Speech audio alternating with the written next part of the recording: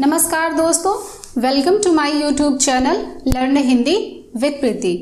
दोस्तों, जैसा कि आप देख रहे हैं कि आज की वीडियो में हम रचना के आधार पर वाक्य के भेद पढ़ेंगे। तो चलिए हम शुरू करते हैं। सबसे पहले तो इसको ये समझिए कि रचना के आधार पर जो भेद हैं यह क्या है। तो आप इधर देखिए, थोड़ा सा आप यहाँ पर देख सकते हैं कि वाक्य का यह एक भेद है, यह एक आधार है। वाक्य के भेद या प्रकार, तो इसके दो मुख्य आधार होते हैं। कौन कौन से? रचना के आधार पर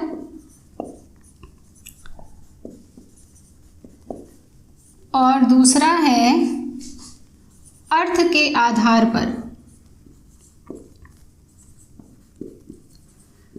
तो वाक्य भेद के दो मुख्य आधार होते हैं, रचना के आधार पर वाक्य भेद और अर्थ के आधार पर वाक्य भेद। तो रचना के आधार पर वाक्य भेद 3 प्रकार के होते हैं और अर्थ के आधार पर वाक्य भेद 8 प्रकार के होते हैं। तो आज की वीडियो में हम सबसे पहले देखेंगे रचना के आधार पर वाक्य के भेद। तो जैसा कि आप देख रहे हैं, मैंने आपको बताया कि रचना के आधार पर वाक्य के 3 मुख्य भेद होते हैं। सरल वाक्य या जिसे हम साधारण वाक्य भी कहते हैं, दूसरा संयुक्त वाक्य और तीसरा है मिश्र वाक्य या जिसे हम मिश्रित वाक्य भी कहते हैं। ठीक है, तो हम सबसे पहले देखेंगे सरल वाक्य। दोस्तों, सबसे पहले तो मैं यहाँ आपको बताना चाहूँगी कि यह जो सरल वाक्य, संयुक्त वाक्य और मिश्र वाक्य है, मैं इस पर 3 अलग अलग वीडियो बनाऊंगी। सेपरेट देखेंगे, छोटा छोटा वीडियो बनाऊंगी और पूरा डिटेल में पढ़ेंगे ताकि आप लोग अच्छी तरीके से उसको समझ पाएं। इसलिए मैं इस वीडियो को 3 पार्ट में बनाऊंगी और सारी वीडियोस एक साथ ही अपलोड की जाएंगी, इसलिए आपको कोई दिक्कत नहीं होगी। सारे लिंक भी शेयर कर दिए जाएंगे एक दूसरे वीडियो में, तो कोई प्रॉब्लम नहीं। ठीक है, तो आज की वीडियो में हम मुख्य रूप से क्या देखेंगे? सरल या साधारण वाक्य।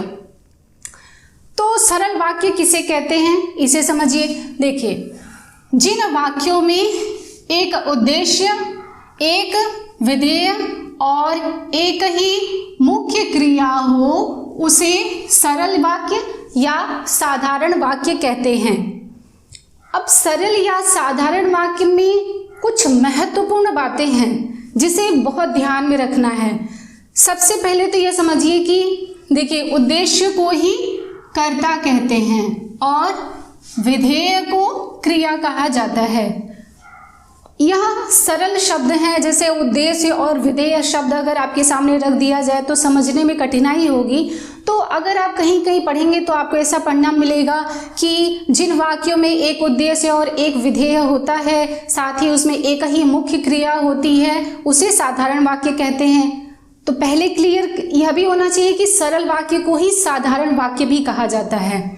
तो इसकी सबसे सरल परिभाषा अगर आप समझें तो यह है कि जिन वाक्यों में एक उद्देश्य अर्थात एक कर्ता, एक विधेय अर्थात एक क्रिया और एक ही मुख्य क्रिया होती है, उसे सरल वाक्य या साधारण वाक्य कहा जाता है। ठीक है, अगर इस उदाहरण पे हम सबसे पहले किसी सरल वाक्य को पहचानेंगे या समझेंगे तो क्या होता है। कहा जा रहा है कि एक कर्ता और क्रिया यह मिनिमम रिक्वायरमेंट है। क्या है?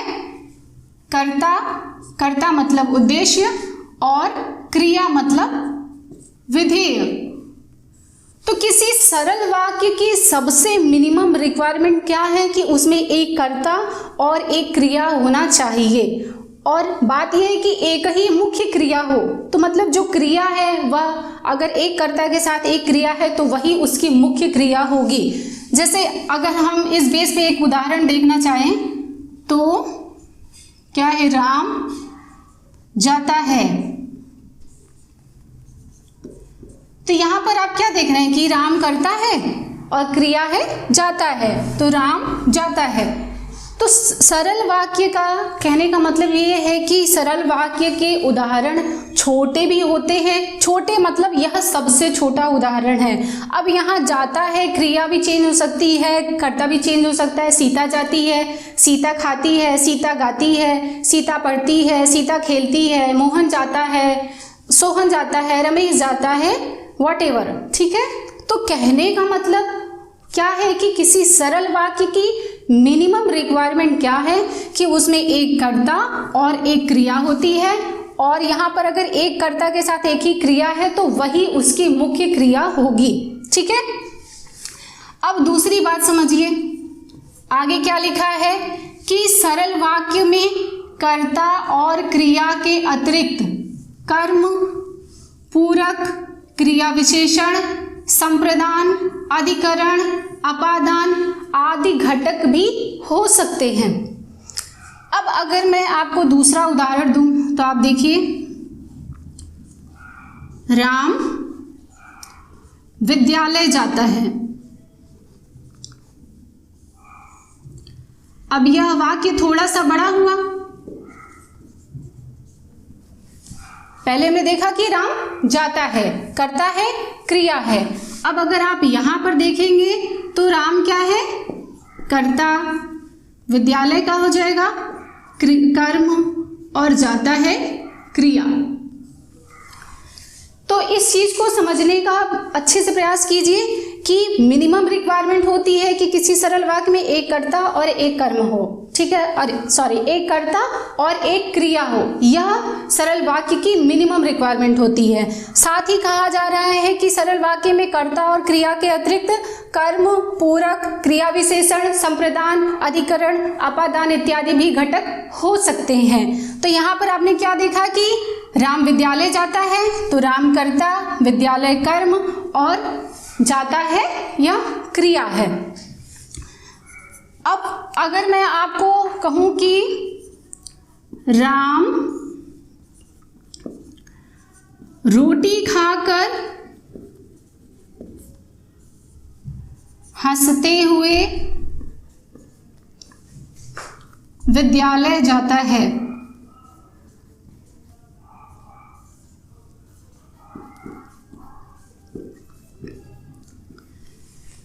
यह सेंटेंस और भी बड़ा हुआ, लेकिन अगर आप इसे ध्यान से देखें तो यह भी सरल वाक्य ही है। क्या है कि राम रोटी खाकर हंसते हुए विद्यालय जाता है, यहां पर हुए भी है, हंसते हुए विद्यालय जाता है। तो यहां पर अगर आप ध्यान से देखें तो राम रोटी खाकर हंसते हुए विद्यालय जाता है, इस सेंटेंस को समझने का प्रयास कीजिए। कहा क्या जा रहा है कि, और इसके बारे में डिटेल में समझिए कि राम रोटी खाकर हंसते हुए विद्यालय जाता है। अब यहाँ पर आपको मुख्य क्रिया क्या दिखाई दे रही है? क्या खाना मुख्य क्रिया है? हंसना मुख्य क्रिया है? नहीं, मुख्य क्रिया क्या है कि राम विद्यालय जा रहा है। अब बीच में वो क्या है कि वह कुछ सहायक क्रियाएं, कि राम खाना खा करके हंसते हुए, गाते हुए, मुस्कुराते हुए जैसे भी जा रहा है, पर वह विद्यालय जा रहा है। तो यहाँ जाता है यह मुख्य क्रिया है, जाता है मुख्य क्रिया है। ठीक है, अब यहाँ पर इस बात को समझिए कि सरल वाक्य में और क्या होता है, इसे पहचानने की, इसे समझने की और क्या ज़रूरत है, कैसे हम समझेंगे, कैसे पहचानेंगे। अब एक और बात इसमें जुड़ेगी कि कहा जाए कि सरल वाक्य की जो मुख्य शर्त क्या होती है कि उसमें एक मुख्य क्रिया होती है, परंतु मुख्य क्रिया के अतिरिक्त एक से अधिक क्रियापद हो सकते हैं। ठीक है, समझिए कि सरल वाक्य की मुख्य शर्त यह होती है कि उसमें एक ही मुख्य क्रिया हो, परंतु उसमें एक से अधिक क्रियापद हो सकते हैं। अब सबसे पहले तो बात आ रही कि क्रियापद क्या होता है। एक नया शब्द जुड़ गया कि सरल वाक्य में क्रियापद भी होते हैं। तो मैं आपको बताऊं कि क्रिया को ही क्रियापद कहा जाता है, लेकिन कब किसी क्रिया को क्रियापद कहा जाता है इसको भी समझ लेते हैं।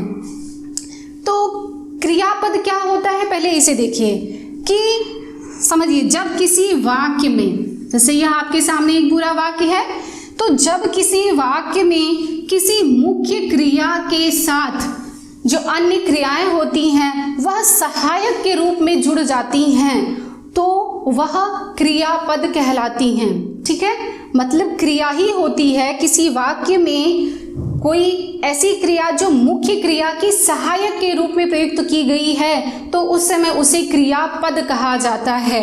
तो अगर आप यहाँ ध्यान से देखें तो आपको क्या मिलेगा कि खाना भी एक क्रिया है, हंसना भी एक क्रिया है, परंतु अब हमें समझना क्या है कि यहाँ पर ये क्रियापद हैं। ठीक है, क्रियापद, क्योंकि यहाँ पर मुख्य क्रिया खाना और हंसना नहीं है। मुख्य क्रिया क्या है? जाता है, मुख्य क्रिया है, इसलिए यह खाकर हंसना मतलब खाना और हंसना, यह जो क्रिया है यह क्रिया मुख्य क्रिया की सहायता के रूप में प्रयुक्त की गई हैं, इसलिए इन्हें क्रियापद कहा जाता है। और सरल वाक्य को समझने के लिए या पहचानने के लिए या आप किसी अपने एग्जाम में किस तरह से पहचानेंगे कि सरल वाक्य है, तो कहने का मतलब एक और बात है, समझिए कि सरल वाक्य छोटा भी होता है, बड़ा भी होता है और बहुत बड़ा भी होता है। ठीक है, मैं ये नहीं कह रही हूँ कि बस अगर आपको यह समझ रहे हैं कि कोई छोटा सा वाक्य है तो वही सरल वाक्य हो सकता है, ऐसा नहीं है। ठीक है, तो एक बड़ा सा सेंटेंस भी सरल वाक्य हो सकता है। तो उसमें क्या होता है कि एक ही मुख्य क्रिया होती है परंतु उसमें एक से अधिक क्रियापद भी होते हैं, और क्रियापद क्या होते हैं? वह मुख्य क्रिया की सहायता कर रहे होते हैं। तो जैसे आप यहाँ पर देख रहे हैं कि राम रोटी खाकर हंसते हुए विद्यालय जाता है, परंतु यहाँ पर मुख्य क्रिया क्या है? राम जाता है, विद्यालय जो जा रहा है, जाता है आपकी मुख्य क्रिया है, और यह दो क्रियाएं जो हैं वह सहायक के रूप में प्रयुक्त की गई हैं, इसलिए इसे क्रियापद कहा जाता है। ठीक है, इसका और अगर आप एक उदाहरण देखना चाहें तो मैं आपको देती हूँ।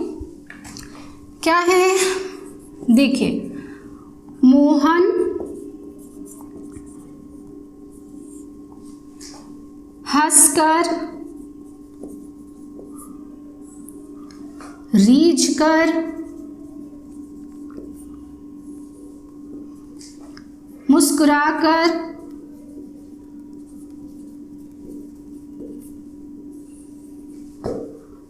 गाकर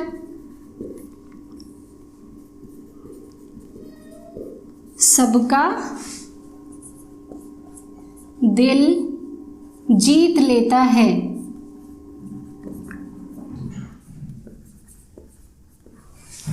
अगर आप ध्यान से देखें तो वाक्य जैसे जैसे हम आगे बढ़ रहे हैं सेंटेंस बड़े होते जा रहे हैं। देखिए, सबसे छोटा वाक्य, फिर उससे थोड़ा बड़ा है, फिर उससे बड़ा है, और यह उससे भी ज़्यादा बड़ा है।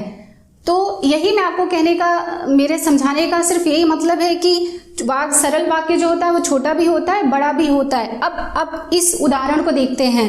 मोहन हंसकर रीझकर मुस्कुराकर गाकर सबका दिल जीत लेता है।